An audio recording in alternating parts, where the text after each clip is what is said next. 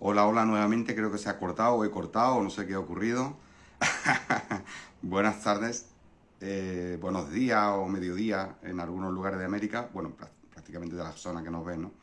Y voy a proceder a invitar a ti, ¿no? Y como dije antes, que no sé si se ha grabado, no lo sé, lo estamos haciendo de esta forma porque hemos tenido muchísimas dificultades, tanto cuando lo hacíamos con Oscar, con Edna, con Esther, y hemos tenido siempre muchas dificultades. Entonces pensamos, lo hacemos desde el mío y de esta forma al menos nos aseguramos, si conseguimos transmitir, nos aseguramos que se quede grabado en mi Instagram. Edna, no sé si lo has recibido o te he mandado la invitación. No sé. Ah, vale, vale, ahora. Vale, ahora tengo yo que aceptar, de acuerdo. Bueno, yo creo que sí. Sea como fuere, pues buenas tardes, bienvenidos, bien hallado yo con vosotros. Y hoy, mientras entra Edna o no entra, vamos a hablar del tema de la autoindagación, de lo que es la autoindagación, de cómo se hace, y bueno, a colación de los libros que, como ya anuncié, este es el último libro que publiqué, A través del espejo, un libro que en forma de novela trata esta temática. Mientras voy a ver si Edna aceptar, a ver si se conecta. Acabo de devolverle la invitación. Y bueno, este es por un lado A través del espejo y el anterior que, bueno, el más conocido, que es Isha, la Ya. ilusión de Dios. Hola Edna, ¿qué tal? ¿Has entrado o qué? Hola, Te he escuchado, ¿qué tal? pero yo no Sí, te veo. sí, ya. ¿Tú me ves a mí? Ah, pues yo sí te veo. Yo sí te veo. No sé. Yo no te veo, no te Ahora fue veo. al revés. Sí, sí te veo. Bueno, ya está. Yo imagino que se quedará grabándose, bueno, se grabará de la forma que tú me veas, Sí, aunque yo no te sí. vea. Decía, Bueno, aquí te bueno, veo. oye, lamento decir que no es un placer verte porque no te veo, nada más que me veo yo. Esto es, este es el Bueno, espejo, ¿no? La sí te pantalla con veo. la cual vamos a hablar. Y, Exacto. y estaba aprovechando bueno, la coyuntura, la oportunidad para recordar el libro de Isha, La ilusión del yo, un libro que ya es del año 2021, y el último que fue A través del espejo, ¿no? Bueno, libros sobre la temática que vamos a hablar, la autoindagación, Sí. la introspección, o como quiera llamarse, y que está narrado en forma de novela, digamos, ¿no? Bueno, ¿qué tal, Edna? ¿Cómo estás? Bien, súper bien. Me alegro mucho. Ya lista. Me alegro de escucharte. luego, Bueno, sí. luego te Nada veré. más me vas a escuchar, pero sí, yo sí te veo. Sí, ¿no? Aquí andamos. Pues no sé, tampoco sé si debo de tocar algo, no vaya que la líe, mejor no tocar nada, pero bueno. No, sí te ¿Algo? ves, Pepe. Sí, Yo sí te veo, pero aquí dicen que no te ven. o sea, a mí no me ve Will, nadie. ¿Me ve alguien? yo sí te veo a ti. Vale. Wilson, ¿tú me ves? Solo yo sí te veo. Vale, vale. Pues Yo nada. sí, Pepe. Pero me escuchas, Sí, ¿verdad? sí, yo te escucho. No sé, Bueno, pues ya está. Como sé que Yo Wilson digo está que por te ahí. quedes. Juan, hola, Juan. Por si alguien nos Juanca, puede decir si nos ve a todos. Vale, dice vale. Juanca que sí. Vale, nos ve a todos. Estupendo, pues ya está. Bueno, Edna, dejamos un Sí. montón de preguntas atrás, en el tintero Sí. cuando hicimos la presentación del libro A través del espejo. Un libro que aconsejo, de verdad, está Sí. en Amazon y se puede adquirir en digital, que es un precio muy económico, 4,99. Y es una temática, es una novela que, bueno, que describe ampliamente toda esta temática, ¿no?, de la no dualidad, del Advaita y, bueno, de lo que es la autoindagación, que es de lo que vamos a hablar, ¿no? Cuéntanos, ¿qué Exacto. preguntas Y se hay quedaron muchas ahí? preguntas. Sí. ¿Ya empezamos? Sí, Sí. bueno, Bueno, ahí va. ¿Qué es la autoindagación y cómo surgió? bueno, pues mira, con relación a esa pregunta me he permitido, como ya la teníamos del día anterior, hacer una pequeña, bueno, descripción de lo que es realmente la autoindagación, ¿no? Es un proceso de introspección profunda en el que una persona se cuestiona a sí misma para descubrir la naturaleza de su identidad, ¿vale? Voy leyendo y voy explicando. Uno se cuestiona a sí mismo. ¿Qué quiere decir? Que uno se pone a sí mismo en tela de juicio. uno duda de sí mismo, Ujú. uno o una. Te pones en tela de juicio, te cuestionas, no das crédito a lo que percibes con tus sentidos. Y a través de ese cuestionamiento, que es una duda continua, o sea, lo que tú crees que percibes, se produce un proceso de introspección, de viaje hacia adentro, en el cual progresivamente vas a ir descubriendo, algunos dicen lo que eres, yo tiendo más a lo que no eres, porque precisamente lo que eres es lo último que se ve porque realmente no se puede ver a sí mismo, ni tú puedes verlo. Entonces lo que va descartando es aquello que no eres y es aquello que ve, que percibe, que habla, que siente, que es el yo, ¿no? Esto hay muchas formas de verlo. Hay quienes dicen, bueno, la última realidad, ¿no? O la realidad última con mayúscula, ¿no? Pero esa realidad última realmente es testigo, porque si es testigo significa que experimenta. Y si experimenta, significa que es un yo, que es un ego, ¿no? Entonces, para descubrir la naturaleza de su identidad y realidad de su existencia. Es una práctica centrada en algunas tradiciones espirituales, especialmente en el Advaita Vedanta. Pero también a lo largo de los live y demás hemos descubierto que hay muchas más religiones, ¿no? Tanto el cristianismo como el budismo, el taoísmo, que de alguna forma apuntan hacia lo mismo, ¿no? Apuntan hacia adentro, ¿no? Hacia lo que no lo que vemos, lo que creemos que hay fuera, ¿no? Porque realmente es una distorsión de la realidad, aunque creamos que lo que percibimos es la realidad, pero es una distorsión porque ¿desde dónde ves? Tú no ves, o sea, tú estás dentro, tú estás aquí, eres tú, eres lo que percibes, lo que sientes, pero aquello que tú ves y que percibes, realmente ¿dónde está? Y no hace falta ser un espiritualista para descubrir esto, ¿no?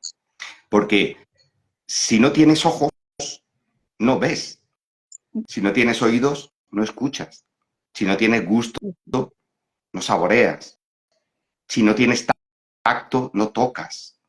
Imagina una persona privada de los cinco sentidos. ¿Qué hay fuera? Ujú. ¿O quién hay dentro? Entonces, es lo que vemos, es lo que percibimos, es lo que sentimos. Esto no solamente se desarrolla en el Vedanta Advaita, ¿no? Pero hay una pregunta que, bueno, una de las personas que la promovió, el más conocido dentro del Vedanta, es Ramana Maharshi, ¿no? Y él siempre apuntaba a una pregunta. La pregunta es, ¿quién soy yo? Ese es el kit de la cuestión. Sí, Y ya con lo poco que he dicho antes, ya estamos deshilando el hilo, ¿no? ya está O la madeja, ¿no? Estamos tirando un poquito. En esencia, la autoindagación no busca respuestas conceptuales. Realmente no son unos conceptos que haya que responder, sino la disolución de la idea de un yo separado. Y lo que hemos dicho tiene mucho que ver, ¿no? Precisamente cuando Sí. creemos que la realidad es lo que percibimos ahí fuera, nosotros, que somos realmente el auténtico perceptor, nos separamos, creemos que aquello es la realidad, que nosotros estamos alejados de aquello. Y aquello está en ti, está en mí. Sin mí no estaría, sin ti no existiría. De hecho, una de las frases del libro de A través del espejo decía, Adonai a Marta, dice, tú eres tan importante que sin ti nada de lo que percibes existiría. El universo existe gracias a ti. Porque tú lo ves, tú lo sientes, tú lo percibes, lo palpas. Pero hay que profundizar en ello para llegar a comprenderlo, ¿no? Entonces la pregunta esencial es, ¿quién soy yo? Esto es lo que promovía Ramana Maharshi. Céntrate en la pregunta. Hazte la pregunta. ¿Quién soy yo? Ahí está la Ujú. respuesta, en la misma pregunta, ¿no? En esencia, la autoindicación, como hemos dicho, no busca estas respuestas conceptuales, ¿no? Eh, sino reconocer la conciencia pura detrás de la experiencia, ¿no? Una vía directa hacia el autoconocimiento y la liberación del sufrimiento derivado de la identificación con el ego. Y cuando dice la conciencia pura, más allá de las preguntas, siempre hemos hablado en los distintos live que la primera primigenia y pura conciencia es la conciencia del recién nacido, la conciencia del bebé, aquella hacia donde apuntaba Jesús de Nazaret, ¿no? Cuando decía aquello, gracias Padre por ocultar esas cosas a los doctos, a los sabios, a los intelectuales. De alguna forma, en esta descripción que he extraído, ¿no? De un libro, dice, da en la clave, prácticamente apuntando hacia el mismo lugar que apuntaba Jesús de Nazaret, pues dice, a través de la autoobservación de los pensamientos, emociones y sensaciones, sin identificarte con ellos, el practicante, el que practica la autoindagación, puede reconocer la conciencia pura detrás de toda experiencia. Y ahora vuelvo a esas palabras de Jesús. Dice, puedes reconocer la conciencia pura a través, detrás de toda la experiencia. ¿Las experiencias cuáles son? Bueno, los 5 sentidos, ¿no? Aparte de los 5 sentidos, luego está ese recoveco, ¿no? Esas emociones que son pensamientos, ¿no? Esos sentimientos, bueno, que eso ya parte o está influenciado por una serie de contingencias tremendas como la educación, la cultura, donde te ha movido, la familia, tu lengua, etcétera, etcétera, ¿no? Pero, ¿qué hay, más que detrás, qué hay antes de toda esa capa de barro, de toda esa calima, de todo ese lodo, ¿no? Y habla aquí de la conciencia pura. Y vuelvo a donde lo dejé antes, ¿no? Cuando decía Jesús, gracias, Padre, por ocultar estas cosas a los doctos, a los sabios, a los cultos. Ya está hablando aquí de que es algo no conceptual, ¿no? Y haberlas revelado a los humildes, a los sencillos, a los simples. ¿Por qué? Y a los niños, como decía Jesús, a los niños, ¿no? Él hacía mucho hincapié en los niños, ¿no? Decía, el que daña a uno de estos pequeñuelos más le vale atarse una piedra de molino al cuello y lanzarlo al mar, ¿no? ¿Por qué? Porque el niño es el que vive en esa conciencia pura, prístina, que es la conciencia del recién nacido, la que no, inmaculada, sin mancha, ¿no? Esa es la conciencia con la que vinimos al mundo. Esa es la conciencia que percibe y testifica a través de los 5 sentidos, bueno, o más sentidos que alguno pueda tener, ¿no? Sí. Entonces, es una vía directa, como dice, una vía directa al autoconocimiento y la liberación del sufrimiento derivado de la identificación con el ego. ¿Por qué? Porque el ego es aquello que emerge a partir de los 5 o 6 años a través de del propio testificador, que es la conciencia pura, emerge el ego. El ego es el yo. Primero está aquella conciencia que no sabe quién soy yo. Dice, niño quiere, tiene niño hambre, niño habla como los indios apaches, los niños, ¿no? Porque ellos aún no se identifican consigo mismos. Entonces, a partir de ese momento que surge el yo soy Pepe, yo soy María, yo soy Edna, yo soy Juan, yo soy Wilson, a partir de ese momento surge la identificación con ese individuo y te crees que tú eres eso. Eso, ese sujeto, que es el resultado de un nombre que le han dado, de unos apellidos, de una lengua, un idioma, de una cultura determinada, de una religión en la cual te has criado. Eres el resultado de todo ello. Eso es el ego, ¿vale? Y esa es la capa que borra o que impide a la conciencia pura ver sin juicio, sin criterio, sin métrica, Bien. sin encasillamiento, ¿vale? Y como yo no te veo, Edna, no sé si me está... no sé si me está diciendo algo, ¿no? Pero tú me Para que interrumpes. vean lo que se siente. Me interrumpes. Yo, No, tal vez me estoy alargando un poco. Tú bueno, me dices, pues ya Pepe, vamos por la segunda. Sí, tú me dices, Pepe, calla. Y ya me callo.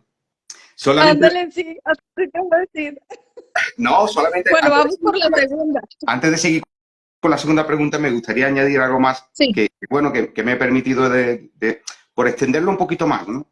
sí, sí, Y es que la autoindagación, porque algunos, bueno, los que nos estén viendo dirán, bueno, ¿y eso cómo se hace, no? ¿Cómo se autoindaga?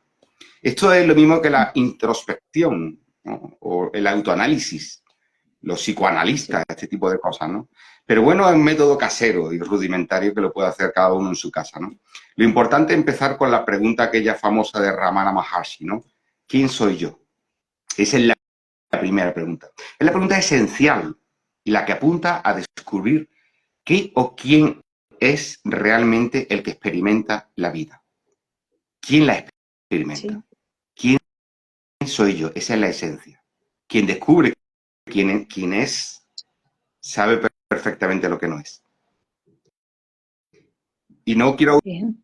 ahondar porque mucha gente me dice, es que tú lo desvelas. Normalmente este tipo de cosas, bueno, se dejan en el aire y que cada uno... Y tienen razón porque por mucho que uno explique lo que tú has percibido, si no lo experimentas y no lo ves, lo comprendes, esto es como una ecuación matemática. Tú tienes una ecuación matemática, yo te puedo explicar cómo se hace, pero hasta que tú no la resuelves, no puedes saber cómo se hace. Hasta que no la resuelves, hasta que no lo comprendes. ¿Vale? Entonces yo simplemente apunto ahí, ¿vale? ¿Quién soy yo? Hacer esa pregunta. ¿Soy este cuerpo? ¿Soy esta mente o soy estos pensamientos? Esa sería la pregunta, la segunda pregunta, ¿no? ¿Quién soy? ¿Soy, Sí. soy La el pensamiento? segunda es, sí. No, no, Ok. me refiero, no, dentro de... Estas son las preguntas que Sí, yo claro, me estoy estás haciendo. diciendo, sí. Sí, no, Sí, Pepe. es que Sí, no te sé si hay entiendo. una pregunta que ella pregunta sobre esto. No, no, Sí, sí, no, va bien. entonces, ¿no? Ah, vale, vale. Sí, Entonces, la segunda pregunta que debemos de hacernos es si soy el cuerpo, soy la mente o soy el pensamiento, ¿no? Esto lo hemos respondido muchas veces, pero cada uno debería de hacerse a sí mismo, ¿no? Para que lo vaya poniendo en práctica, ¿no? Percibir y tratar de comprender el pensamiento, si es reiterativo, si es continuo, si es fijo, si es algo perenne, o es caduco, o es transitorio, o es pasajero, ¿no? El cuerpo bien. es siempre igual o va cambiando. El pensamiento aparece, desaparece. Esto hay que explorarlo, es una exploración de alguna forma, ¿no? Luego la tercera pregunta dentro de la autoindagación sería, ¿quién es el que experimenta esto? ¿Quién es el que está realmente testificando? Sí, Esto llevaría la atención hacia la fuente de la percepción, ¿no? Hacia la fuente prístina de la cual hemos hablado, ¿no? Aquello que percibe, sí, que siente, pero luego está lo que interpreta. La cuarta sería que queda cuando no hay pensamiento. Imaginar una situación con ausencia de pensamiento. Hemos hablado muchas veces de ese estado de babia, el estado de, sí. bueno, de quedarte traspuesto, ¿no? La quinta sería que es lo que nunca cambia en mí a pesar de todas mis experiencias. Bueno, esto habría que matizarlo. Lo que nunca cambia en mí, evidentemente, mientras vivas, mientras existas, ¿no? En el momento de la inexistencia no hay testigo ninguno. Ya lo decía Nisargadatta Maharaj también, ¿no? Que la conciencia es caduca, es pasajera, no es perenne. Lo único eterno es lo absoluto, como él le llamaba, o el Parabrahman, ¿no? Pero bueno, mientras exista la conciencia, ¿no? La pregunta sería, ¿qué es lo que nunca cambia en mí, a pesar de toda mi experiencia? Si hay algo que nunca cambia en mí a pesar de mi experiencia, y esto nos da, o sabemos por propia experiencia, que las experiencias son pasajeras, transitorias. ¿Qué es eso que permanece? Eso que permanece como testigo inmutable, al margen de las propias Sí. experiencias, ¿no? ¿Dónde se origina el yo? ¿Dónde emerge? ¿Y cuándo emerge el yo? Porque cuando nacimos no había yo. ¿O alguien de vosotros recuerda haber nacido y haber salido de allí, del útero, y decir, hola, soy yo, soy Juan, No, soy Pepe? No, se acuerda nadie. De hecho, no hemos nacido. Vamos, yo lo voy a dejar ahí. Si alguien me diga que ha nacido, que lo diga. Pero, ¿quién estaba en el nacimiento? Hay alguien que puede decir, yo estuve allí. Nosotros tenemos fotografías, nos han contado, nos han dicho. Yo no tengo fotos, yo ni siquiera tengo fotos, yo es lo que me dijeron. Mi hermana eran tan pequeñas que no estaban, pero parece ser que alguien dijo que yo nací. Pero yo personalmente, ese yo cogido con pinza, ¿estuvo allí? ¿Dónde se origina entonces? ¿Cuándo emerge el yo? ujú. Ese que no nació. Porque el yo Se crea surgió. aquí, dicen. Aquí dicen, se crea aquí, Ahí, perdón, Víctor. que se... Dice, se crea aquí, se crea aquí. Sí, sí, sí, en algún momento se creó, pero ni siquiera fuimos testigos de ese momento, porque donde se guarda la memoria en el hipocampo, recuerda a alguien exactamente el momento que dijo, hola, ya soy yo. Yo yo no lo sé, yo no lo recuerdo de luego. Bueno, lo bueno de esto es que la muerte ocurre igual. Nadie es testigo de la muerte. Nadie puede decir, ya he muerto. Al igual que nadie dice, ya estoy dormido. ¿Quién es testigo del sueño? No del sueño onírico, ese de imágenes, ¿no? Sino, ¿quién puede decir, en este momento ya me he quedado dormido? ¿Qué es lo que se desvanece? Bien. ¿Quién está ahí? ¿O quién deja de estar? El sufrimiento. ¿Quién Bien. sufre? Decía, ¿quién es el que sufre? Sería otra pregunta. Decía mi amigo Pedro Rodea, hacía unas preguntas que me gustaría repetirlas, ¿no? Decía, ¿se Ujú. sufre el sufrimiento? ¿Se duele el dolor? ¿Se saborea el sabor? Vamos a pensar por un momento el sabor a chocolate, algo que le gusta a todo el mundo, ¿no? Pero ¿el sabor se saborea a sí mismo? ¿La alegría Pues se no. alegra? Debe de haber un testigo de la alegría. Pero la alegría en sí es un sujeto que se alegra de su propia alegría. Se siente el sentimiento. Decía, ¿se orina la orina o se orgasmea el orgasmo? Eso era muy típico de Pedro, no sé si lo había escuchado en live. Sí, sí, lo No, decía. te Sí. estoy escuchando. No, Bien. decía eso. Pedro Rodea. A mí me lo dijo en una Sí, ocasión, sí. me decía, me decía arte estas preguntas, ¿no? ¿Se orgasmea el orgasmo? Es decir, el orgasmo a sí mismo se orgasmea. Si no me aferro a ningún pensamiento, ¿qué queda? Esa sería otra pregunta, ¿no? Yo lanzo Ujú. estas preguntas ahí, quiera las coja, que no las cojan. Si no me Sirve. aferro a ningún pensamiento, ¿qué queda? Pero yo iría más profundo todavía. ¿Quién se aferra al pensamiento? Porque el pensamiento se piensa a sí mismo. Se habla la palabra. Ahí, ahí hay que indagar. Ahí está el camino. Ahí están Bien. las piezas, o ahí están las piezas para desmoronar el castillo, ¿no? O para hacer caer el castillo de naipes. Cada una de estas preguntas no busca respuestas intelectuales, como he dicho antes, ¿no? No es una cuestión de intelecto, como decía Jesús, ¿no? Has ocultado estas cosas a los sabios, a los doctos, y las has revelado a los O soy yo. humildes y a los sencillos, y a los niños. A ellos se las has revelado. Porque esto no es no es una cuestión de intelecto, no es una cuestión de conceptos.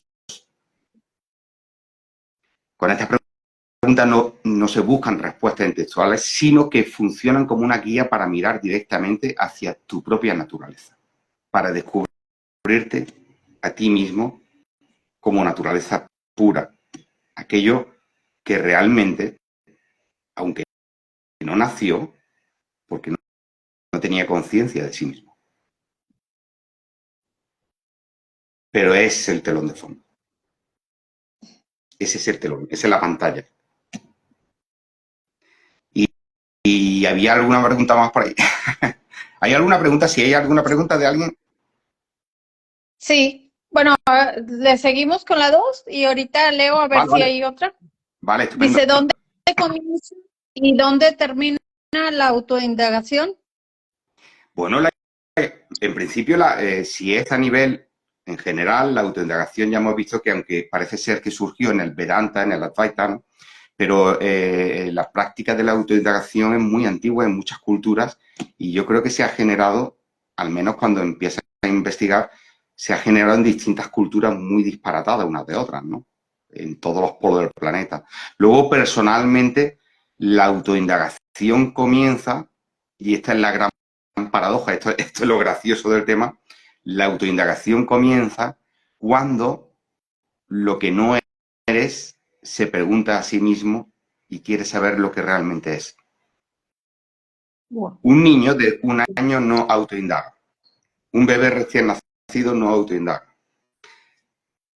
A partir de X edad, que es cuando surgen las capas, estas capas, ¿no? que nos impide ver esa conciencia más pura y más nítida, de bueno, la conciencia en general, ¿no? Son estas capas las que se preguntan a sí mismas, son las que quieren autoindagar. Es muy sencillo, para querer meditar tienes que estar muy estresado. Una Sí, persona que no tiene ningún tipo de estrés, que no padece ningún tipo de ansiedad, una persona que vive súper tranquila, una persona que no tiene ningún tipo de dispersión, ¿para qué va a meditar? Es que ni se le pasa por la cabeza. Pues estoy igual, ¿no? Autoindaga cuando aquella persona que se siente incómodo con el traje. Cuando dejas de sentirte incómodo y encorsetado, ¿para qué indagar? O aquella persona, aquel niño pequeño o aquel anciano en la época senil, ¿qué va a indagar ni autoindagar? Si ya ha limpiado la superficie de suciedad, ¿no? No sé, esa frase me recuerda siempre la de que decía eh, Lao Tse, deja que el barro se asiente, el agua se aclare y la acción correcta surgirá por sí misma. Una persona que ya se encuentra en una fase senil de demencia, que ya no le importa ni la subida del recibo de la luz, esa persona no va a autoindagar porque no le perturba nada, vive en paz. Probablemente se haya limpiado toda la suciedad. Por bien, mucho miedo que le da a la mayoría de la gente, o nos dan, me meto yo, ¿no? sí. A la vejez. Muy poca gente va a un geriátrico, ni siquiera ve a sus familiares. No van por miedo. Ujú. Es como los hospitales, ¿no? Poca gente va allá a darse una vuelta a ver cómo está la gente muriéndose. Sí, vamos a ir a ver a la gente cómo se muere. No. ¿Por qué? Pero precisamente en un geriátrico es donde está la conciencia más pura. Porque Mm, esas personas, sobre todo las más mayores, ¿no? Que se encuentran en un estado ya, has dicho, de senil, o de demencia o de desahucio, ¿no? Y que sí. te agradecen una pequeña visita de un minuto, ¿no? Pero no es ya, esas personas te sonríen mucho. Ujú, ¿Por qué? ujú. Porque están volviendo a su estado primigenio, están volviendo al estado del bebé, están volviendo a la conciencia pura. Y mira Oh, qué que a bonito. todos no queremos ir allí, porque de alguna forma es que nosotros no queremos dejar de ser el ego. El ego lucha siempre Ujú. para no dejar de existir. Por eso quiere retener la juventud, ¿no? Bueno, se vuelve loco buscando el elixir de la juventud, ¿no? La belleza Sí, eterna, la edad siempre juvenil. Vemos gente de mi edad, ¿no? Vestidos de así, como si tuvieran 17 años. ¿Por qué? Porque queremos ser jóvenes siempre, no queremos envejecer. Y precisamente sí. la autoindagación la hace el que vive en el ego, en el yo. Por eso cuando la pregunta dice, ¿dónde comienza la autoindagación? Pues comienza precisamente en aquello que no es lo real. Y termina cuando aquello se diluye, se disuelve. Porque por mucho que tú autoindagues o no lo hagas, el ego se va a disolver igual. Y si no, visita cualquier geriátrico o mira los ojos de un bebé. En un niño pequeño Oh, qué no bonito. existe el ego, no existe el ego. Y en una persona mayor ya, que está en una fase terminal, desahuciada, se ha disuelto. La autoindagación sería para nosotros, o sea, bueno, en ese estado general de persona adulta o mediana, ¿no? Poder comprender lo que no es. Y de esta forma, si es que surge, porque no existe libre albedrío, poder disfrutar o gozar de ese estado de menos sufrimiento, ¿no? O al Sí. menos relativizar el sufrimiento. Pero si es que surge, porque hay personas que se pueden tirar toda su vida meditando y nunca consiguen nada, ¿no? No, pues sí. Y, y la tercera es, ¿quién se autoindaga? Bueno, viene a ser lo mismo que he dicho antes, ¿no? Se autoindaga Ajá, no la conciencia pura, se autoindaga el ego, el yo. Es como si el ladrón se reconoce a sí mismo, ¿no? El ludópata se descubre robando, se coge la mano, ¡eh! Has robado. Se autoindaga el ego, el yo. De ujú, hecho, bien, como he dicho antes, para meditar hace falta una persona muy estresada y con ansia de meditación, de deshacer, de sí, soltar la mochila, ¿no? Pues esto igual, ¿no? Hasta que llega un momento en que ya la autoindagación deja de tener sentido. Por eso le llaman la vía directa, ¿no? Porque es sí. romper todos los esquemas, sin rodeos, ¿no? Dar en el clavo Oh, y pues, destruir el edificio, dejarlo en tierra qué calma. bonito, qué bonito. Y yo, qué bonito. Aquí Will es Wilson, no sé si sea de Wilson, Wilson, dice, sí, o es Will, dice Will. Bueno, sí, si Wilson, no hay hacedor, sí, ok. sí, Si no hay libre albedrío, ¿quién es el que observa? ¿Quién hace la autoindagación? Esa la hace Wilson. sí, sí. No hay hacedor porque todo esto son circunstancias que se hacen solas. El pensamiento es espontáneo y lo que percibe es el pensamiento. Y no hay libre albedrío porque el pensamiento emerge, como he dicho, espontáneamente y no hay una capacidad realmente de decisión. Somos, de hecho ya lo he hablado de los últimos estudios que ratifican esto que siempre se ha dicho en el Vedanta, ¿no? De que no hay hacedor. 10 segundos antes de que una persona decida algo ya se ha activado la parte no consciente del cerebro, la reacción bioquímica en la sinapsis neuronal, la cual va a determinar lo que tú vas a decidir 10 segundos después. ¿Vale? En este caso, ¿quién es el que observa? ¿Quién hace la autoindagación? ¿Quién es el que observa? ¿Qué es lo que observa? El ojo no se ve a sí mismo. El ojo, si se pudiera extraer un ojo, imagínate, coño, esto es un poco macabro, ¿no? De Aníbal Lecter, ¿no? Pero imagínate que saca un ojo y el ojo no se ve a sí mismo. Para que el ojo vea, tiene que haber una serie de reacciones químicas que transporta esa imagen al cerebro y en el cerebro es donde se produce el efecto de ver, en la parte de atrás del cerebro precisamente, ¿no? Y eso es Ujú. todo es química pura y dura. Entonces, ¿quién es el veedor? El veedor es el pensamiento, esa conciencia espontánea, la mente, que es la que interpreta lo que ve. Eso no se sabe cómo se produce. Eso sigue siendo un misterio para la ciencia y yo sospecho que muy difícilmente se descubra algún día, ¿no? Entonces, el que Sí, ve, el que observa y el que autoindaga es la propia mente, es el propio yo, el propio ego, que surge bien. ahí Bueno, en el está, pensamiento. sí. Bueno, entonces pasamos a la 4, Pepe. Sí, sí, ¿Cuál es la diferencia entre conciencia con ese y conciencia? ¿Son términos mal empleados? sí. Bueno, la conciencia, yo me remito a lo que dice la Real Academia Española de la Lengua, ¿no? La conciencia, sin ese, es sencillamente el conocimiento de saber o de enjuiciar o de tener un criterio de lo que es bueno y malo. Ser consciente de algo, decir esto está mal, esto está bien. Y la conciencia con ese sería la conciencia de ser consciente de existir. Para poner un ejemplo que se diferencie mejor, la conciencia con ese sería un animal, una paloma, tiene conciencia de existir, tiene conocimiento de existir. Un perro tiene conocimiento de existir. Cualquier animal que tenga cerebro tiene conciencia, es consciente de existir. Pero no tienen conciencia en el sentido de lo que es bueno y malo, justo o injusto. Entonces, la conciencia sin ese sería el ego, aquello que enjuicia, aquello que critica, aquello que mide, aquello que juzga, aquello que pone en entredicho, aquello que se pone en tela de juicio.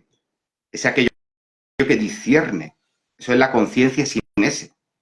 Y la conciencia con ese es sencillamente aquello que percibe, que sabe que está, pero que no elucubra. Ahí está el origen de toda percepción, ¿no? Para saber que existes, evidentemente hace falta un cerebro. Y en el cerebro emerge la conciencia. Y luego en los seres humanos, en edad adulta, surge lo que es la autoconciencia, que es conocimiento de saber lo que es una cosa, lo que es otra, saber qué sabe, saber qué piensa y empezar a elucubrar, ¿no? Y a darle vuelta a la cabeza. Y empezar a crear cosas abstractas, ¿no? Como la religión, el amor, la empatía, la simpatía, el odio. Esos términos abstractos son únicos y exclusivamente de la conciencia humana. Y eso es el yo. Ahí es donde surge el yo. Hasta tanto no surge la conciencia sin esa autoconciencia que enjuicia, no hay un yo. Porque lo que hay es una conciencia pura, que no se detecta a sí mismo como yo, sencillamente solo percibe. Percibe el mundo, pero lo percibe de forma, bueno, inocente en el sentido de que no hay juicio, ¿no?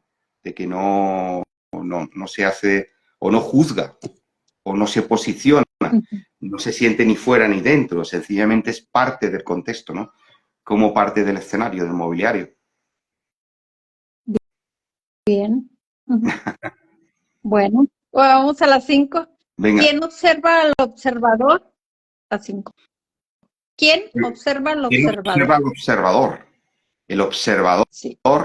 Si tuviera un observador detrás, ¿quién sería el observador del observador? Esto podríamos llegar al Big Bang, ¿no?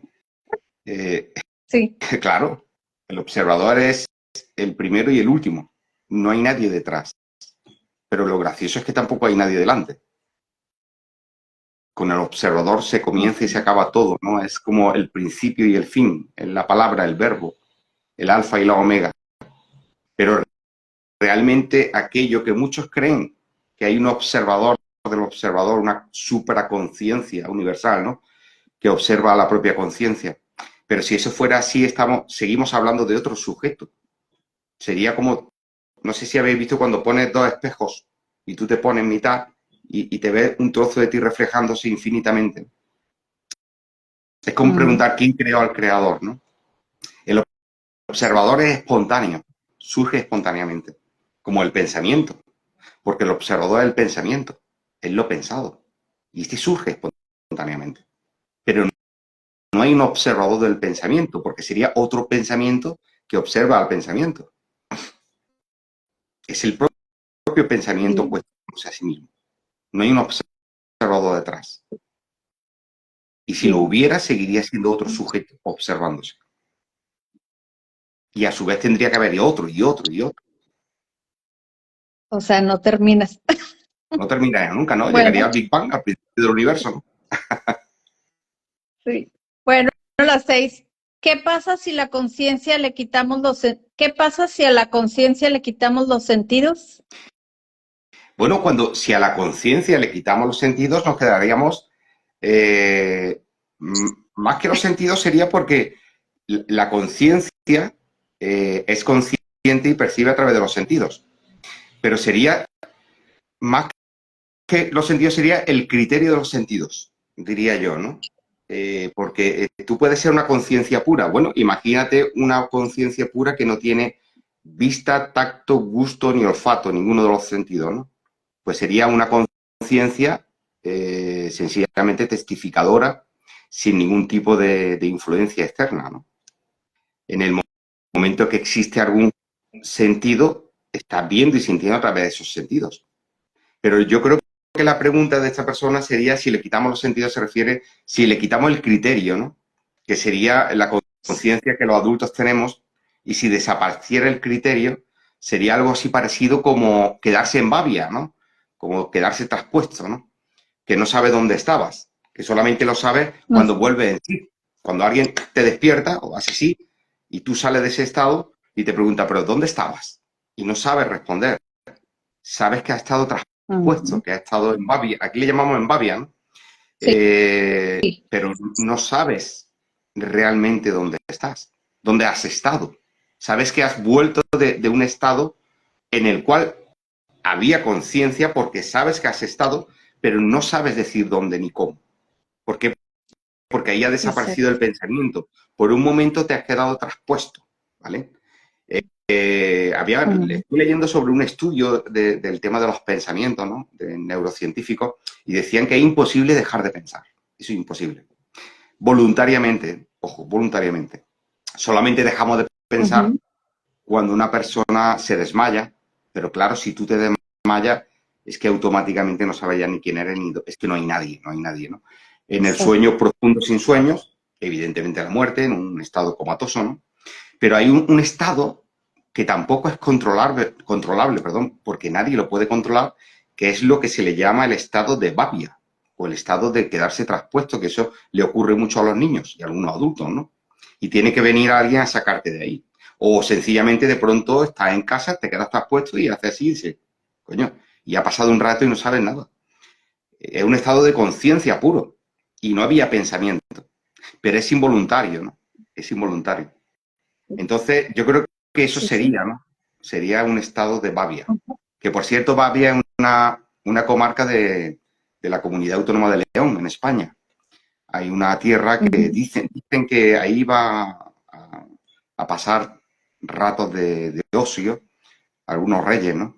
Y eran como estar en Babia, se quedaban allí traspuestos, ¿no? Existe una comarca en España que se llama Babia, está en el Sí. norte, en Oh, León. oh, sí. Existe de verdad, ¿eh? Ah, bueno. Bueno, entonces vamos con las 7. Dice, Sí, ¿se puede vivir en sociedad o eh, en pareja mira, sin juzgar? Ah, hay, dime, dime. hay algunas Sí, preguntillas que yo no el que observa, a sí. ver, hay varias preguntillas por aquí, pero bueno, no sé. De Aquí está la Wilson, de de Juanca. Juan, Dice- de Juanca, pero Sí, dice. si por- quieres la respondemos ¿Sí, esta es la misma o qué hacemos? ¿Sí? o pasamos a esta, me da igual, y luego se contesta las que aparecen aquí. Va bien. Entonces, la 7 dice, ¿se puede vivir en sociedad sin juzgar o evaluar? Sin Es la juzgar, 7. en sociedad sin O juzgar evaluar. o evaluar. Bueno, yo creo que difícilmente una persona puede vivir en un estado de no juicio o de no valor. Entre otras cosas porque lo que hay es lo que vemos y lo que hay, no hay más, ¿no? Incluso en el sueño onírico, en el propio sueño onírico existe el juicio, existe la condena, existe la risa, existe todo, ¿no? Vivir sin juicio de ningún tipo, yo creo que es una utopía, una falacia, ¿no?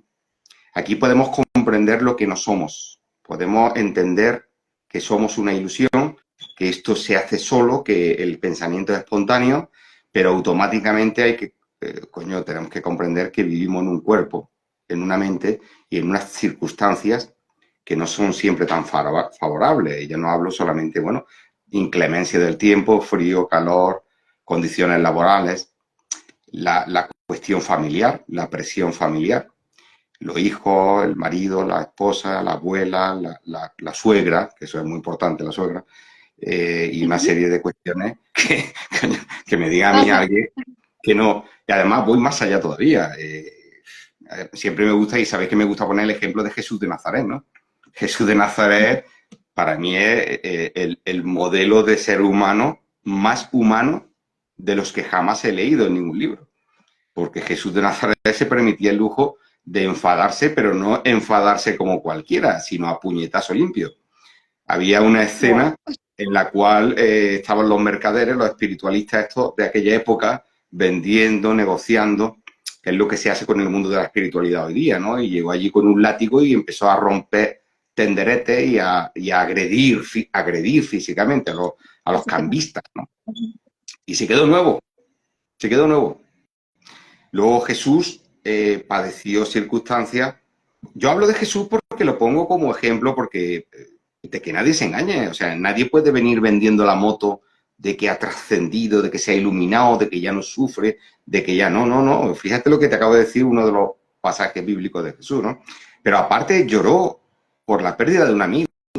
Cuando murió su amigo Lázaro, Jesús lloró, le dio sentimiento, sintió mucha angustia, sintió mucho dolor por la muerte de Lázaro. Lázaro, que era su mejor amigo, o uno de sus grandes amigos. Sintió mucha pena y congoja por la muerte de la niña aquella, ¿no? Que le dijo aquellas palabras, Talita Kumi, levántate y anda, ¿no? Era una niña muy pequeñita que había muerto y los padres estaban destrozados, ¿no? Y él sintió un dolor tremendo por ello, ¿no? Sintió Jesús de Nazaret un ataque de ansiedad y de pánico indescriptible, de manual de libro. Yo he hablado con, y hay registros de este tipo de cosas, ¿no? Pero yo le he preguntado a algún psiquiatra y le he preguntado, digo, oye, ¿esto qué le ocurrió a Jesús en el huerto de Getsemaní cuando sabía que lo iban a apresar y que lo iban a torturar y del sufrimiento tan grande sangró por los poros de la piel? El sudor sangró sangre. No era sudor, era sangre. Sí. Y es un ataque de pánico de manual de libro. Eso es, me lo explicaron, donde sale el sudor de la piel, se rompen los capilares, unas pequeñas venas, y lo que sale es sangre. De miedo. De miedo. Imagínate.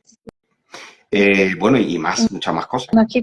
Sufrió una tortura inhumana que, bueno, que debió ser un hombre extremadamente fuerte, bueno, 30 y pico años, pero para poder soportar la tortura que sufrió, ¿no?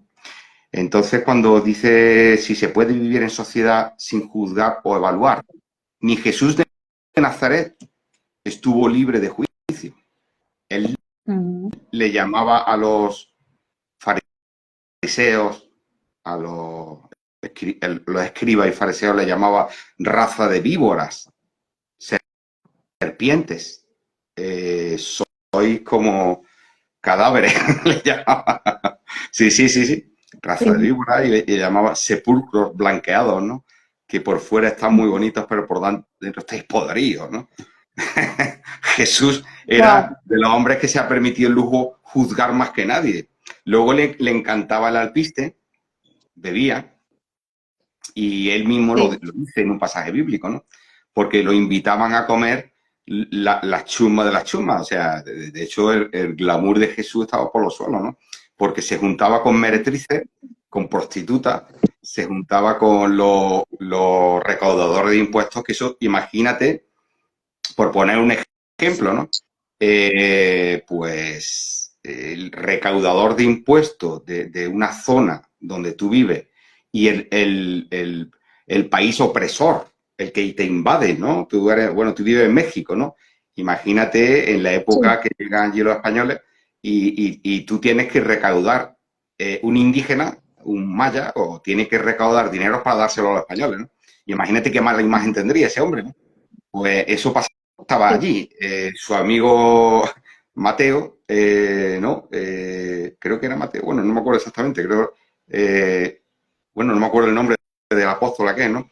Que terminó siendo apóstol, ¿no? Era un recaudador de impuestos y recaudaba a los judíos para dárselo a los romanos, ¿no?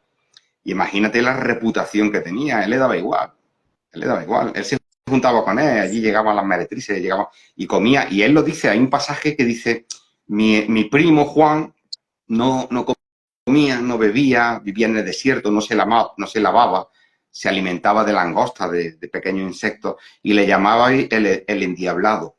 Y dice, y yo que como, que bebo, y que me junto con esta gente, me llamáis el borracho y el glotón. Eso viene en la Biblia. El bebedor y el glotón. Luego hubo escenas en las cuales tuvo que salir corriendo porque lo querían matar. Cuando fue a Nazaret, donde se había criado de niño, y llegó a leer un pasaje bíblico hablando de la llegada del Mesías, ¿no? Y dice, os aseguro que esto no solamente se va a cumplir, sino que ya se ha cumplido. Y se quedaron todos mirando y dice, sí, aquí lo tenéis, soy yo. Tuvo que salir corriendo porque lo querían matar, ¿no? Y salió corriendo, y lo apedrearon, pero lo ayudaron y escapó. O sea, no se puede... cuento todo esto, ¿no? Porque aún hay personas que creen que existen los iluminados, ¿no? Y los iluminados y los Illuminati es la misma historia, son dos falacias, ¿no? No existen, nunca ha existido. Buda era otro que se le fue la pelota y empezó a ayunar y por poco se muere. Hasta que le di, Sí, claro, él se dio cuenta y dice, esto no puede ser, y ya empezó a comer un poquito. Y ya, si no, pero es que no tiene sentido ninguno. No tiene sentido. exacto. Eh, Ujú. perdón. Entonces, ¿qué ocurre? Es imposible, a colación de esta pregunta, ¿no? ¿Se puede vivir en sociedad o en pareja sin juzgar o evaluar? Pero si es que nosotros estamos inmersos en el yo. Y el día que dejemos de ser el yo, no estaremos aquí hablando. Y, y todos Ujú. aquellos, el mismo Krishna, ¿no? Con su primo Arjuna, ¿no? Que era un gran sufridor, Arjuna, y él los consejos que le daban eran de personas normales y corrientes, ¿no? Él en ningún momento le dijo, abstráete, retírate, vuélvete una zeta. Eso es el mismo ego. El que se convierte en zeta es un ego que se convierte en zeta. El que se convierte en monje y se retira al Tíbet, es igual. Es un ego, un yo que se retira al Tíbet. Teresa de Calcuta, que tenía un carácter, por lo que dicen, yo no la conocí, de soberbia, igual que Teresa de Jesús, que hubiese sido una gran feminista activista hoy día, vivían en un yo tremendo, en su propio yo. Hay una escena de la película La Pasión, que de uno, el protagonista, no sé si es Robert De Niro, que iba cargado con una cruz. No, La Pasión, no, perdón, la película La Misión. Y era un Ujú. hombre que iba mortificándose cargado con una cruz, ¿no? Bueno, él le dio por ahí, porque como esto es incontrolable, esto no lo controla nadie, esto cada uno le da por lo que le da. Hay gente que le da por abrazar farolas o árboles, ¿no? Hombre, yo las farolas me Ajá. pilla más cerca porque el campo lo tengo más lejos. Para abrazar árboles, abrazo una farola, ¿no? Pero bueno, pero no pasa nada. Está bien que la gente abrace árboles, abrace farolas y ese tipo de cosas, ¿no? Está bien por si ellos se sienten felices así. Sí. Y Bueno, pasamos al 8, entonces. vale, vale. Ahí va. Dice, con relación a que no hay libre albedrío. Si mañana no hago nada, ¿mi almuerzo será solo? Está buena, ¿eh? Dice, sí, pues la verdad que tiene mucha razón esta persona. Si no se hace el bocadillo, no hay libre albedrío. Bueno, el tema del libre albedrío es que es bueno explicarlo, ¿no? Aparte de la película, la pregunta es buenísima, ¿no? Y hay que explicarlo porque esto es como aquello de, aquí no hay nadie. Muchos dicen, no, de estos que hablan de la no dualidad, que hablan de la autoindagación y demás, ¿no? Y dicen, no hay nadie, no hay nadie. Pero bueno, esto hay que explicarlo. Esto de no hay nadie, ¿qué es? ¿Cómo se come? Esto es cómo se come. Pues esto es muy sencillo. A ver, me remito, voy a brevemente, he dicho ya lo de los descubrimientos científicos, que esto está certificado en laboratorio, esto es irrefutable, ¿no? Con tecnología de última generación, bueno, el cerebro, de momento, la última medición fue 10 segundos. 10 segundos antes de que tú decidas hacer el bocadillo, ya se ha Sí. activado la parte del cerebro que es la que va a inducir que tú hagas el bocadillo. A esto nos referimos. A esto nos referimos con que no hay libre albedrío, ¿vale? De esto, que es lo curioso del tema, ¿no? De esto ya hablaba Nisargadatta Maharaj, que murió allá por los años 80, con 80 años.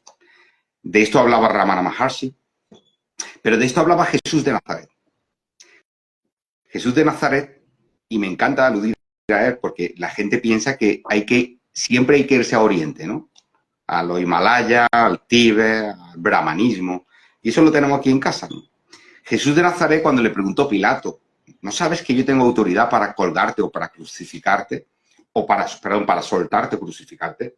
Y Jesús le dice, tú no tienes autoridad ninguna. Fue el único que dijo. Estuvo callado siempre. Y se admiró de su silencio. Pilato se admiró del silencio de Jesús.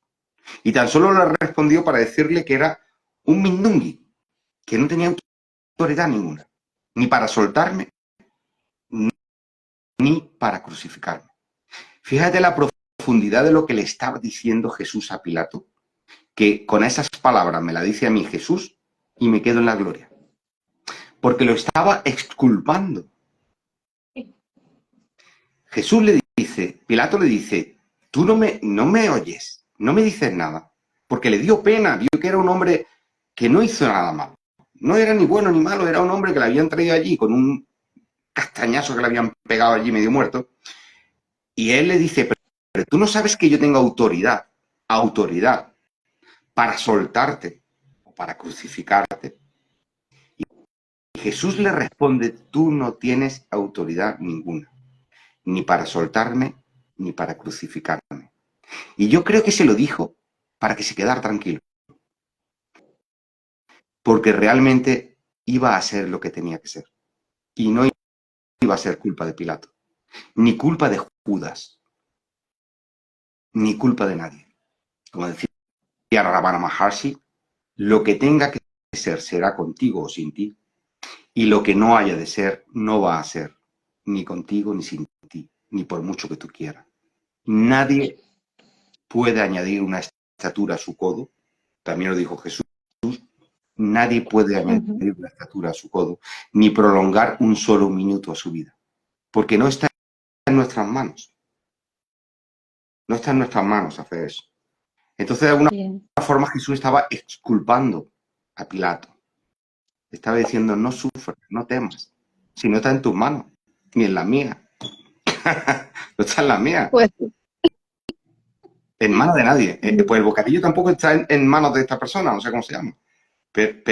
Sí. Pero viene a decir eso, que no te preocupes. Cada día le basta su afán, cuando decía Jesús aquello, ¿no? No os preocupéis, ni por lo que vaya a comer hoy, ni mañana, ni vaya a vestir. Lirio se viste de color rojo, tan precioso. Ni Salomón se vistió como uno de ellos, ¿no? Y las aves comen y tal, cual. No te preocupes. Si es que lo gracioso del tema si es que no está en nuestras manos. Y ya no es que eso se haya descubierto científicamente, que ya está ratificado y trillado, sino que si te paras a pensarlo, el pensamiento surge espontáneamente. Y el pensamiento, una vez que surge y emerge, actúa o cree que actúa en función de lo que va percibiendo. Pero, o sea, no somos el pensamiento, porque este emerge espontáneamente. Y este va actuando como una especie de cadena concatenada de acontecimientos. Pero es que esos descubrimientos no es que le den la razón a Jesús de Nazaret, no es que le den la razón a Ramana Maharshi, es que va mucho más allá todavía. Es que ni siquiera espontáneamente surge la abolición o la voluntad, sino que inconscientemente en una reacción química cerebral, que eso no lo entiende ni Dios, surge ya lo que va a ocurrir después. Y eso no lo maneja nadie, ahí no interfiere nadie. Eso se hace solo. Por tanto, el bocadillo, bueno, a mí me gusta de mortadela. Bueno, Oye, mortadela con aceituna, con un poquito de aceite de oliva. Hombre, si es jamón de pata negra, ¿no? ¿Qué decía de bocadillo? Que si se hace solo el almuerzo, ¿no? Un bocadillo, que sé. Sí, que se hacía solo. No, pero no es que se haga solo, es que se tiene que hacer. Por ejemplo, mira, si esto es muy sencillo. Si se te descompone el cuerpo, ¿dónde vas? Al váter. Si te estás meando, vas a mear. Si tienes hambre, vas a comer. No es que se haga solo, es que algo te induce a que lo hagas. Si nadie ganara dinero, no iría nadie a trabajar. Se hace solo. Claro. Lo importante es, como le dijo Jesús a Pilato, no temas, porque esto no queda por ti. No queda por ti. Esto tú no tienes. Tú tranquilo, más o menos le vino a decir, tú tranquilo que tú aquí ni pinchas ni cortas.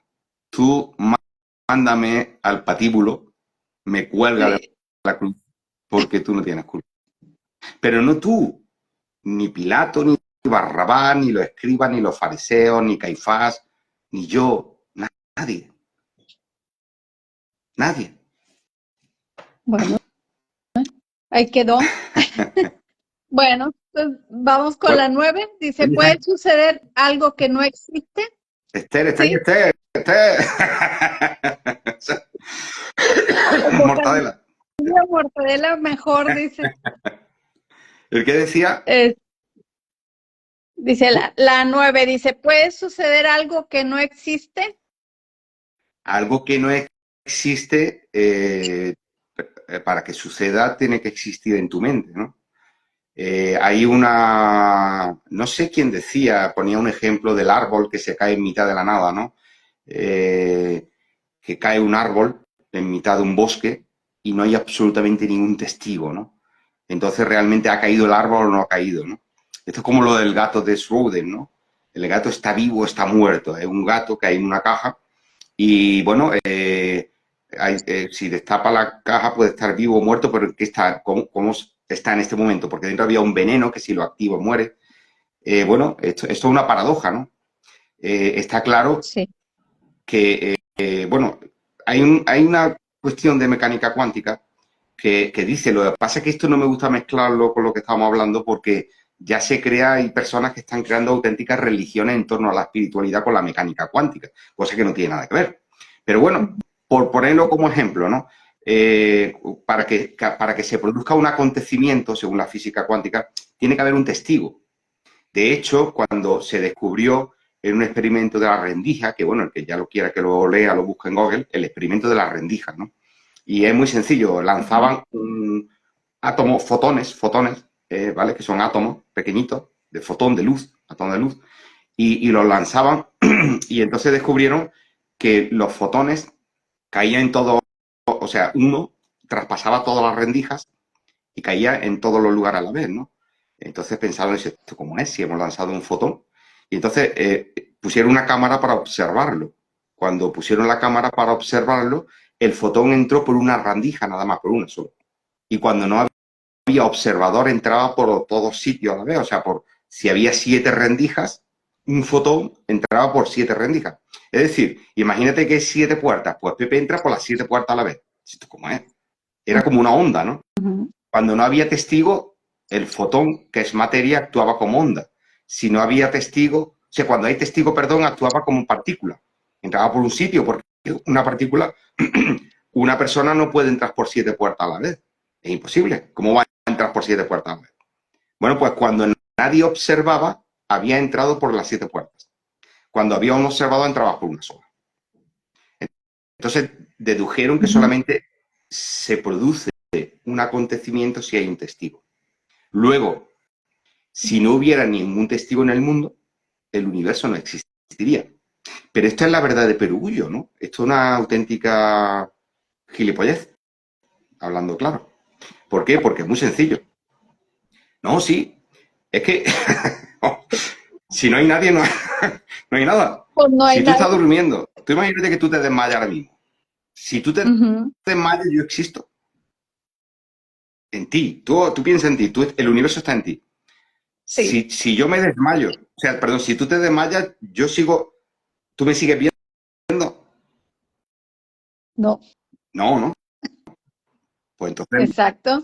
es No. normal. Si no hay testigo, no hay universo. Para que haya Bien. mira, para que haya un objeto tiene que haber un sujeto. Si esto sirve hasta la gramática, ¿no? Sujeto y predicado. Puede haber un sujeto omitido, pero bueno. Pero lo básico, para que haya un objeto, para que haya un objeto tiene que haber un sujeto, un testigo de ello, ¿no? Para que hayan dos tiene que haber Bien. uno. En el momento Sí. que tú quitas, ya no hay nadie, ¿no? Pues sí. Entonces, coño, esto es Bueno, sencillo, básico, ¿no? quedó contestada. Entonces vámonos con la 10. Dice, ¿de qué está hecha la conciencia? La conciencia, nadie sabe cómo se ha hecho porque, bueno, sabemos lo que sabemos y lo que sabemos en este momento es que la conciencia emerge en el cerebro. Es el resultado de unas reacciones bioquímicas que produce una sinapsis, que las neuronas, cuando se enlazan con una descarga eléctrica, ¡pic!, salta una chispa y ahí surge lo que puede ser, bueno, la conciencia, los pensamientos, pero no se sabe exactamente bueno, se sabe más o menos que la memoria se encuentra en el hipocampo, ¿no? Que en la parte frontal se encuentran los no sé qué, pero bueno, es tan complejo que los propios neurocientíficos lo único que saben es que esto se produce en el cerebro. Ahí, evidentemente, hay libros buenísimos sobre neurociencia que, bueno, que invito a leer a la gente, ¿no? Pero ahí surge la conciencia y es tan evidente como que sin testigo no hay observador. Bien. El universo surgió. Hay quienes dicen y teorizan, pero estas son teorías. Teorizan de que hay una conciencia, una supraconciencia fuera de la conciencia personal de cada uno. Yo te puedo decir por mi experiencia personal que yo me he desmayado y no estaba. Que a mí me Ujú. anestesiaron para una operación y tampoco estaba. Que yo he dormido cada noche profundamente y no estoy. Lo único que sé es que cuando despierto he tenido la sensación de no haber estado. Y por la memoria y el conocimiento que tengo y la memoria que guardo en el hipocampo, puedo personalmente hacer un estudio de mí mismo y comprender que anoche, lo que parece ser que fue anoche, yo miré el reloj, era una hora, ahora ha pasado, puede consultarlo con otras personas y es verdad, parece ser que he estado ausente. Pero en ese estado de ausencia que otros corroboran conmigo, en el cual yo he tenido, he vivido, yo no he estado. No había nadie, yo no he estado. Luego, si hubiera una conciencia, supraconciencia o conciencia universal fuera del cerebro, llamémosle Dios o como le quieran llamar, nunca habría faltado. Si nosotros bebiéramos de la fuente de una conciencia más allá, ¿no? Nunca faltaríamos o nunca estaríamos en ausencia, porque solamente cuando se está en ausencia. Entonces nosotros podemos especular luego, podemos lanzar ideas, conceptos, que no dejan de ser conceptos. Yo creo para mí es como el mismo vino con distinta denominación de origen, ¿no? El mismo perro con distinto collar. Tú le puedes poner el Yahvé, Jehová, la conciencia, supraconciencia, gran atractor, le puedes llamar el parabrahman, lo absoluto, lo que quieras, pero eso no deja de ser teorías, Ujú. conceptualizaciones, algo Bien. que bueno, raya lo intelectual, pero realmente ¿quién ha estado ahí? ¿Quién lo ha Ujú. visto?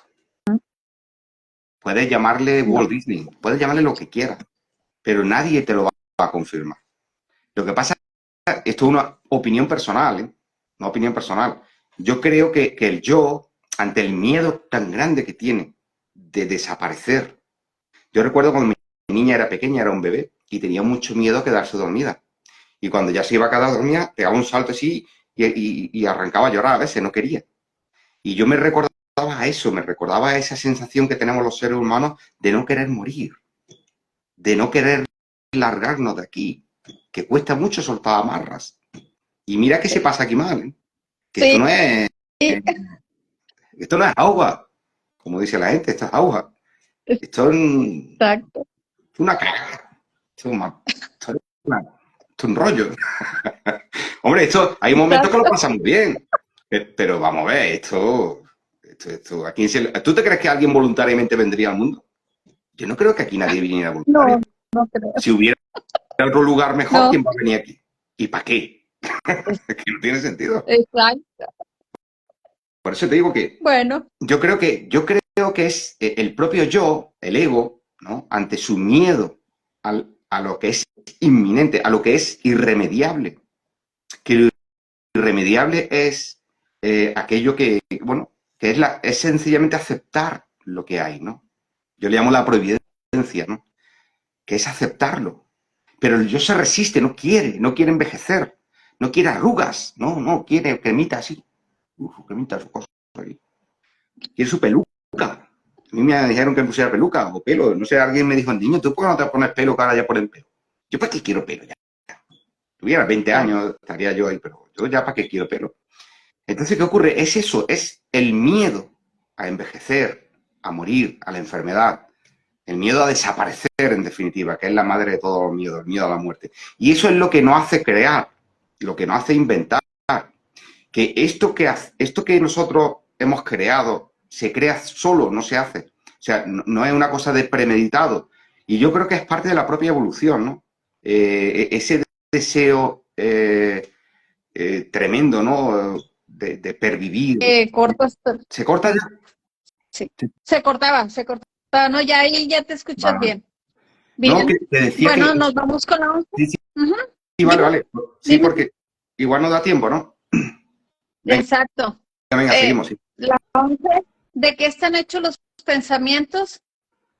Yo leí hace mucho tiempo un libro que explicaba de qué estaban hechos los pensamientos, pero no me acuerdo. Era, sí, sí, decían que era una sustancia que le ponían nombre, no sé si era albúmina o algo así. Era una sustancia que habían materializado. Y adiós, Esther se va. El pensamiento realmente no se sabe de dónde, o sea, dónde procede, que he explicado antes, la sinapsis, ¿no? Neuronal. Y ahí surge espontáneamente los pensamientos. Ahí surge el pensamiento. ¿De qué está hecho? De materia. Del pensamiento. Mm, En sí el pensamiento no es la materia, porque el pensamiento es algo insustancial. Por eso se dice que no existe. ¿Quién puede coger un pensamiento? ¿Quién lo puede asir? Nadie. sí, Se escaparía como el humo. De hecho, el pensamiento no lo puedes ni retener. Ya no es que no lo puedas coger, es que no lo puedes retener. Nadie retiene un pensamiento, porque ellos van y vienen solos, como pájaros que vuelan en el aire, ¿no? Nadie puede sí, retener el pensamiento. Entonces, la base del pensamiento es materia pura y dura, es química. Pero cuando química. se produce la Ah, química, sería algo así parecido como, imagínate el humo que surge de una hoguera, ¿no? Imagínate, te voy a poner un ejemplo, imagínate el palo de santo. ¿Habéis visto esto ya, el palo de ah, santo? sí, Cuando lo sí, enciendes, o sea, la base del palo de santo es el palo y el fuego. sí, Pero cuando sale el humo, eso sería el pensamiento, ¿no? Sería el perfume. El pensamiento mm, sería el perfume que inhalas, aunque proceda de la materia, ¿no? Nosotros somos el bien, perfume y la esencia. Eso seríamos, ¿no? ujú, Porque nosotros somos el pensamiento. Somos eso que está pensando. Si lo que está pensando se desmaya, desaparece la película. La película desaparece. bien, wow. Bueno, vámonos con la 12. Dice, ¿por qué si el mundo es mental hay cosas materializadas? ¿Por qué hay cosas materializadas y otras no? ¿Sí? Si el mundo es mental, está materializado todo lo que tú percibes en tu mente. En el sueño onírico, el sueño onírico es el sueño con sueños. El sueño que vivimos dentro, o sea, cuando estás soñando, ese sueño que hay imágenes, ¿no? Que entre duerme y vela sabes que estás soñando. Ahí también ves materia. Ahí también percibes, ahí también tocas, ahí también sientes, ahí también lloras, ahí también ríes. Entonces se materializa todo aquello que es percibido por un testigo, por un perceptor, ¿no? Y lo que no se Sí, materializa, bueno, serían cosas abstractas, ¿no? Como los sentimientos, todas las emociones. Eso no se puede materializar. ¿Quién materializa el amor? ¿O quién materializa el odio? Bueno, se puede materializar en un crimen, el odio, ¿no? Pero el crimen en sí no ujú, es el odio. Eso es una acción, ¿vale? Es una acción. Pero lo que no se puede materializar jamás es el pensamiento. La idea del ujú, pensamiento, la idea es lo que luego se va a transformar en materia, como una escultura, como una obra de arte, como un libro, como una tertulia. Pero la idea en sí, cómo se coge, cómo se palpa, cómo se toca. sí, pues no. Hay más, si no. Bien, sí, damos la 13. ¿Qué relación hay entre la no dualidad y la física cuántica? Bueno, relación no hay ninguna, es lo que yo advertí antes, ¿no? La mecánica cuántica es una rama de la física que estudia la naturaleza a escalas espaciales muy pequeñas, ¿no? Como los sistemas atómicos, subatómicos, electrones, protones, etcétera, etcétera, ¿no? Ujú, Pero bueno, realmente no existe una relación causa-efecto de espiritualidad con física cuántica. Es como decir, pues no sé, ¿qué relación hay entre las matemáticas y la espiritualidad? Pues no hay ninguna. Salvo que exacto. algunos quieran ver espiritualidad en el número áureo o quieran ver espiritualidad en alguna ecuación matemática, ¿no? Pero realmente la mecánica cuántica y la espiritualidad no tienen nada que ver. La física cuántica Ujú, estudia el mundo subatómico, ¿no? A escalas muy pequeñas. Y luego está la física normal, ¿no? Que es la que estudia el universo. sí, Mm. bueno. Bueno, entonces vámonos con la 14 porque creo ya se pasó la hora, pero bueno, Dice, Bueno, ¿qué papel juegan en... Sí, sí, ya la ¿qué terminamos. papel juega sí, la intuición en la comprensión de la no dualidad? ¿Qué papel juega la intuición en la comprensión de la no dualidad? Pues mucho. La intuición es la forma de percibirlo, ¿no? Es algo que intuyes, que percibes, bueno, que es como si hay una palabra sinónima de intuir. Bueno, es un razonamiento, una comprensión espontánea, ¿no? Es que hay una palabra, pero no caigo ahora mismo, ¿no? Que es sinónima de intuición, es instintivo, es un instinto, ¿no? Entonces, la comprensión de esto que estamos hablando es una intuición instintiva, básica, que sabe que te conduce ahí. Pero también lo experimentas por ti mismo. Es, aparte de esa intuición, aparte de ese instinto, esa autoindagación te hace ver y comprender también porque lo ves, porque lo puedes prácticamente palpar y percibir, ¿no? Cuando te das cuenta realmente de lo que son los pensamientos, cuando te das cuenta o comprendes, ¿no? Lo que es el cuerpo, cómo se degenera o cómo se transforma, incluso desaparece atómicamente, como mucho cada 8 años, ¿no? Hay órganos que desaparecen antes, en cuestión de meses. Y te digo que desaparecen, se regeneran, no celular, sino hasta el último átomo. Esos órganos están naciendo constantemente. El ser humano desde que nace está muriendo constantemente. ¿Por qué? Porque se va regenerando atómicamente. Y luego los pensamientos no tienen nada que ver, los pensamientos de cuando yo personalmente tenía 7 años a cuando tenía 20, 30, 35, 40, 50. No tiene nada que ver. Soy otra persona distinta, ¿no? Sí. Entonces, pues sí, la comprensión es a base de experiencia, de autoobservación y por supuesto dice, invitando solicitud, vale. Y por supuesto de intuición. Tiene mucho de intuición. Pero esto surge solo. No es una cosa Sí. que, bueno, es puro interés. Todo está movido por el interés. Hay personas que no les interesa esto. Bueno, les interesa, pues ya está, perfecto. Le gusta el Exacto. fútbol, le gusta la política, cada uno le Sí, gusta lo que quiere. Pero bueno, no pasa nada. Si esto al final, yo siempre digo cuando me preguntan, esto de la autoindagación, de la no dualidad, tal y cual, digo, mira, esto es ya para los que venimos de vuelta. Esto es ya para desahuciados.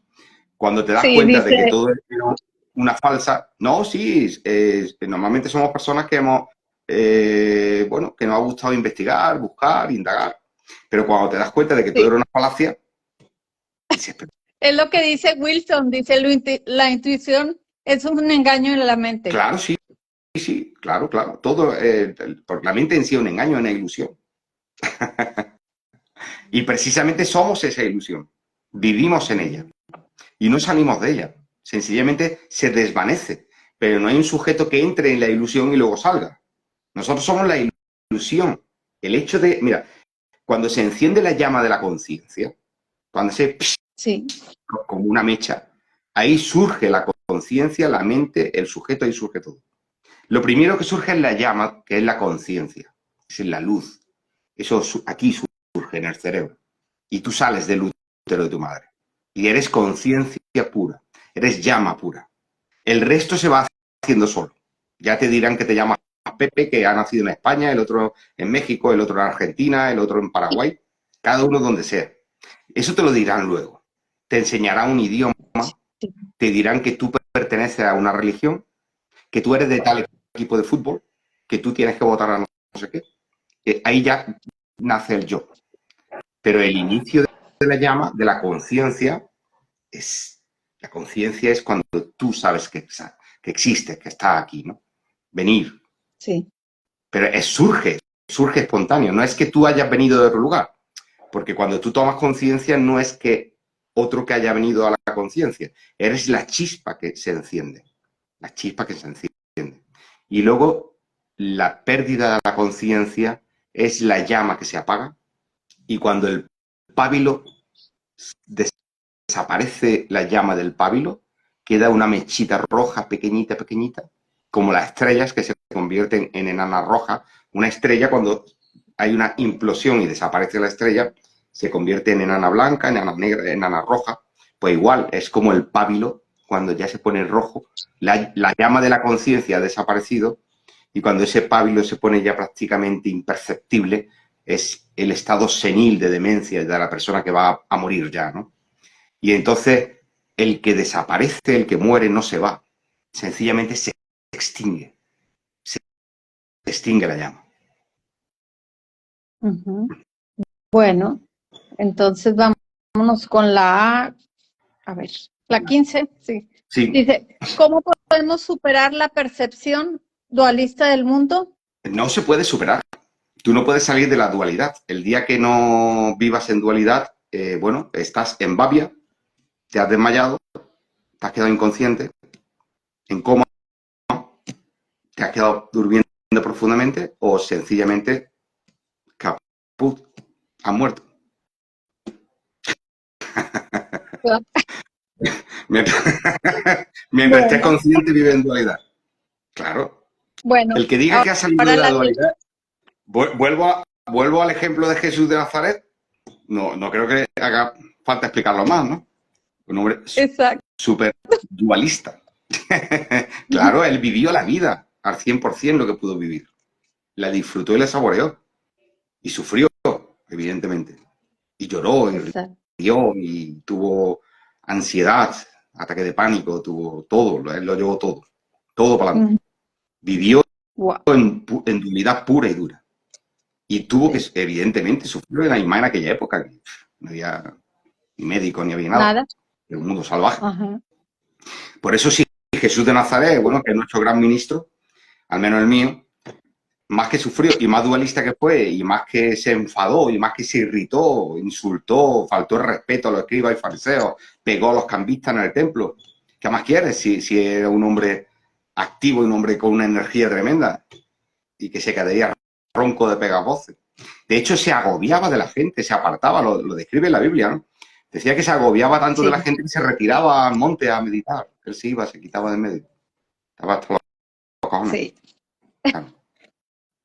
Bueno,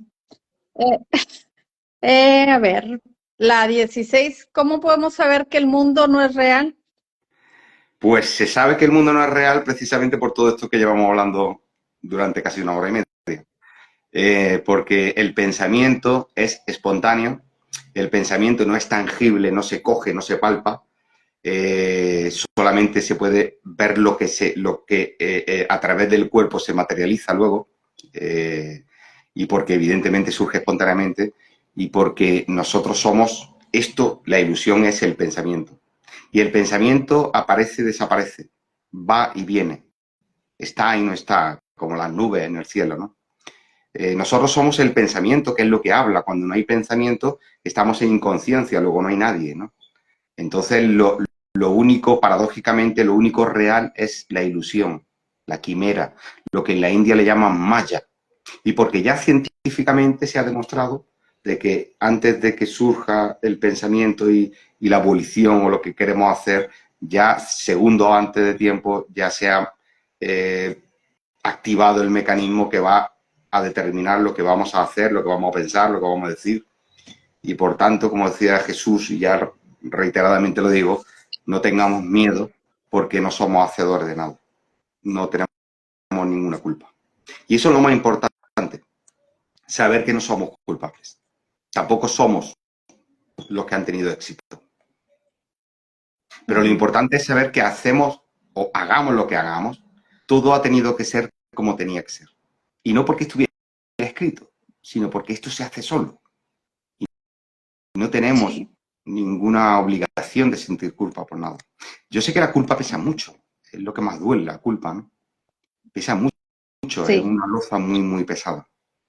Pero, y cuesta mucho convencer a alguien de que esté tranquilo, que no tiene culpa. Sobre todo porque los sentimientos, las emociones siempre están a flor de piel, ¿no? Siempre. Y es muy sí, difícil. Ya Jesús lo decía también, ¿no? Decía el que no rechaza a su padre o a su madre por mí, no es digno de mí o algo así. O decía también aquello, no era otra palabra, era eh, que en tu familia encontrarás el dolor o algo así, ¿no? No recuerdo esas palabras, ahora exactamente, le he dicho muchas veces. Pero bueno, Sí. era un mensaje en el Sermón de la Montaña, se lo decía uno a sus apóstoles, ¿no? El que no odia, bueno, no me acuerdo. Si me acuerdo luego lo digo. Pero bueno, Sí, no hay pecado, dice Will. yo creo que te lo he comentado, lo he Bueno, dicho más de una vez, ¿no? Lo del sí, eh, sí, que el dolor lo encuentra en casa, ¿no? O sea, que el padre discutirá, odiará, o el hijo a la madre, al padre, porque el dolor realmente está en los tuyos, en los más cercanos. Y precisamente lo decía, es que no sé exactamente el pasaje ni las palabras, pero bueno, se me ha ido ahora. Lo decía porque sí. el Bueno, mayor apego lo tiene en la familia. El mayor apego lo tienen sí, siempre. En las personas más así es. cercanas a mí, los más cercanos. Mm. Sí, sí, así es. Bueno, pues Se me acuerda vamos un libro, a pero nunca esta. se me ha ido. Dice, es a través del espejo parte de una trilogía junto al libro anterior. Sí, ¿Sí? bueno, está el primero, que es el Isha, la ilusión del yo. A Lo ver, tengo aquí. El primero que saqué en el año 2021. Libro sí, muy fácil de leer. Libro muy... Y es una historia también, una novela que, bueno, que los que me conocen ya saben de ella, ¿no? De una niña que se encuentra en una playa, abre los ojos, está totalmente desorientada y encuentra a un hombre, que la niña se llama Isha, encuentra a un hombre que se llama Sat y lo conduce a una cueva y en esa cueva empieza una serie de conversaciones a través de las cuales y de una forma introspectiva, ¿no? Ella llega a comprender qué hace ahí y cuál es su destino. Y el segundo libro que es A través del ujú, espejo, que aunque parece más grueso, pero la cuestión es que le he dejado demasiado espacio, ¿no? Y al dejarle mucho sí, espacio para que sea de más fácil lectura, pues se parece que es un poquito más grueso. Y esta es la historia de una actriz que está pasando un mal momento de angustia, de ansiedad, y aparece en su vida una persona que dice que es Dios, pero que se llama Donai, y él durante una noche de tormenta y a base de conversaciones, también de autoindagación, la ayuda a salir y a descubrir cuál es su problema, cuál es exactamente el motivo de su aflicción y de su dolor. Y estos son los libros, los dos libros, y habrá un tercero que, bueno, que estoy de momento empezando a elaborarlo, no sé lo que tardaré. Entre Isha y A bueno, través del espejo transcurrieron 2 años. Pero bueno, yo no sé si tardará tanto o no. Pero bueno, bueno, sí que está no. bien, entonces Sí. sí, sí, ¿Cuál era ese pasaje será una trilogía. de Open? ¿Tú te acuerdas? ¿Se acuerda ¿El qué? alguien del pasaje? El pasaje ese de Jesús de Nazaret cuando dijo, eh, ya lo tengo. Ya, Decía, y ya me gustaría acabar con estas palabras. Decía, sí, no he venido a traer paz, sino espada. He venido a enfrentar al padre con la madre, al hijo con con el padre, a la nuera con la suegra, porque donde esté tu familia, allí estará tu aflicción o algo así, ¿no? Eh, bueno, y venía a decir, precisamente, ¿sabes por qué estas palabras? Porque donde el apego es la mayor causa de aflicción. ¿Y dónde tienen mayor apego? En la propia familia, ¿no? Entonces, sí, él decía eso, él no venía a traer paz, venía a enfrentarte a ti contigo mismo, porque la purificación es con fuego, ¿no? Y es solo el que sufre comprende el sufrimiento. Y el sufrimiento lo tiene en ti mismo, en tu corazón, ¿no? En lo más cercano, porque estás apegado a ello. Y la única liberación es el desapego absoluto. Esa es la liberación. que Y es muy claro, difícil. cuanto más posees, sobre todo emocionalmente, más trabajo te cuesta desapegarte. Te cuesta mucho. Buscar atajos. Va a darle mucho rodeo. Pero solamente en el desapego absoluto se encuentra la paz. Solamente. Y la Ah, cuestión es que no lo hacemos. Se hace solo. O sea ujú, que tampoco pasa nada. sí. Bueno, pues yo creo que lo hemos pasado un Bueno, poquillo, ¿no? Una yo hora y creo media que nos casi. pasamos, sí. Sí, sí, y Bueno, no lo pues recordaron, lamento, pero bueno. lamento mucho no verte porque no te veo. Sí, Cuando vea el live te veré, puesto sí, que no sé cómo se ha configurado el no te veo. Y nada, y dar así las es. gracias a todas las personas que han estado aquí. Y si no ha dado tiempo de contestar alguna pregunta, pues otra vez será. Sí, Edna, sí. muchísimas gracias. Bueno, gracias, gracias, Pepe. Gracias a ti. Un Nos vemos abrazo muy luego. fuerte. Sí, Chao. hasta luego. Cuidado. Hasta luego. Adiós. Sí. Bueno, a ver si conseguimos cortar. Cómo se hacía esto, Edna? Acuérdate que es en la La pestaña de esquinita arriba. del Vale, vale. lado derecho. Le doy a finalizar.